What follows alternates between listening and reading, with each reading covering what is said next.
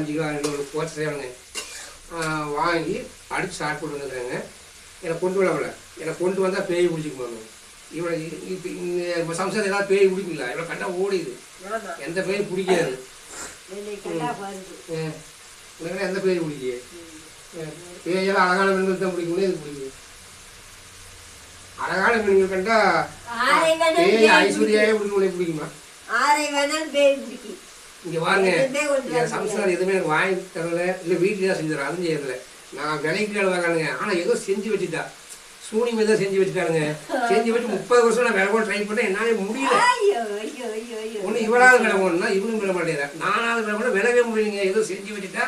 உங்கள் ஊரில் நல்ல சோசியல் இருந்தால் ஏதாவது பண்ணணும், எப்படியாவது புரியணுங்க. நான் செஞ்சு வச்சதை ஏதாவது பழக்கிவிடுங்க. ஏதாவது நல்லா சோசியல் இருந்தால் கூட்டிகிட்டு வாங்க, நான் அதை வச்சு எப்படியா செஞ்சு விட்டு தெரிஞ்சுக்கிறேங்க. ஒரு வாரம் பொங்கலை என்ஜாய் பண்ணிட்டு வந்துட்டு ஓட்ட சேலை அடிச்சு போட்டு வந்து எனக்கு கொண்டு வரலைங்க. கேட்டால் வாங்கிட்டு வந்தால் கொண்டு வந்தால் பேய் பிடிச்சிக்குமாமா. ஆனால் என்னை மட்டும் ஃபோன் பண்ணி, ஐயா நூடுல்ஸ் வாங்கிட்டு வாயா, சிக்கன் ரைஸ் வாங்கிட்டு வா. அப்போ எனக்கெல்லாம் பேய் பிடிக்காதா?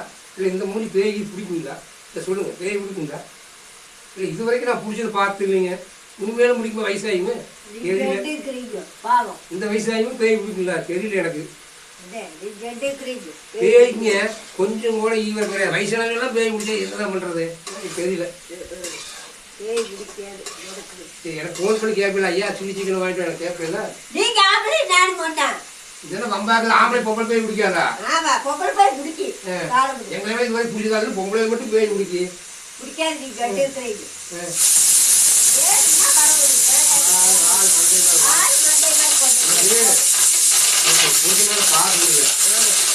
கொண்டு போறா எந்த பாட்டும் இல்லை.